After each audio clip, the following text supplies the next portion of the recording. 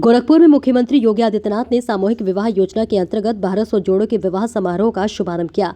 इस अवसर पर उत्तर प्रदेश के मुख्यमंत्री योगी आदित्यनाथ ने कहा कि गोरखपुर में हमने जब से इस राशि को पहले चरण में सामूहिक विवाह की योजना हमने 2017 में चालू की थी। जब चालू की थी तो योजना उस समय 35,000 हमने राशि रखी थी। 35,000 की राशि को बढ़ा करके फिर इसको 51,000 किया गया और आज यही राशि अप्रैल से 1 लाख हो गई है। श्री योगी ने कहा कि अब किसी भी कन्या की शादी के लिए किए जाने वाले आयोजन में सरकार के स्तर से 1 लाख रुपए की राशि खर्च होगी। यहाँ पर 60,000 केवल कन्या के खाते में जमा होंगे और वधू के लिए पैच और वर और वधू के लिए कपड़े भी लिए जाएंगे, जेवर भी लिए जाएंगे। गृहस्थी का सारा सामान भी उन्हें देना होगा और ऐसे में स्थितियों के लिए भोजन की व्यवस्था प्रशासन को करना है। मुझे इसलिए सभी कार्यक्रमों के साथ ये छोड़कर कि यहाँ पर आना स्वामी के विवाह का हिस्सा बन सके और मुझे प्रसन्नता है कि ये 1200 जोड़े आज एक मुख्यमंत्री इसने का कार्य कर रहे हैं और जब सरकार अच्छी होती है वह विकास भी करती है और गरीब कल्याण के कार्यक्रमों को भी आगे बढ़ाती है।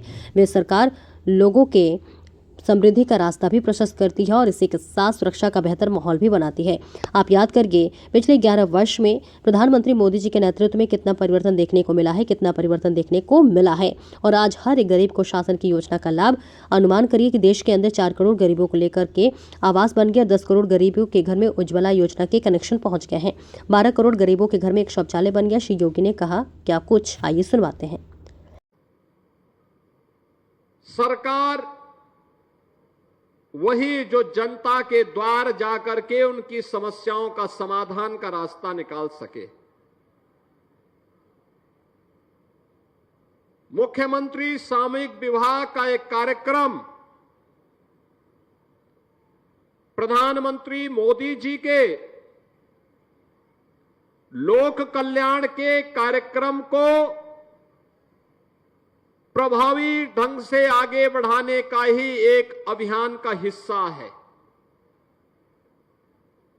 यह कार्यक्रम बेटी बचाओ बेटी पढ़ाओ के कार्यक्रम का एक अगली कड़ी है। साथ साथ सामाजिक रूढ़ी पर भी एक प्रहार है।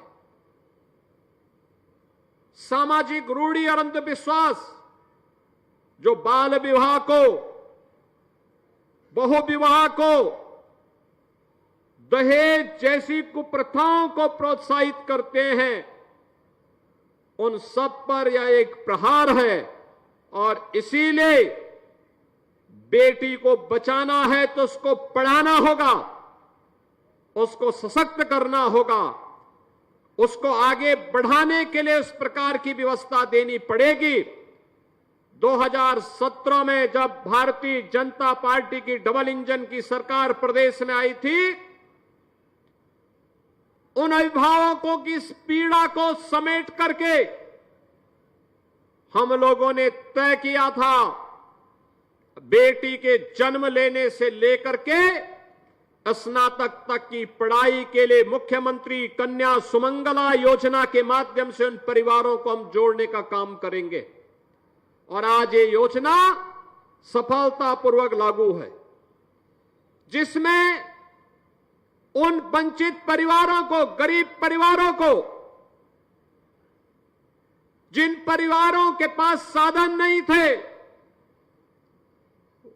उन परिवारों को चिन्हित करके आज हम लोग लगभग 24 लाख के आसपास बालिकाओं को जन्म लेने से लेकर के स्नातक तक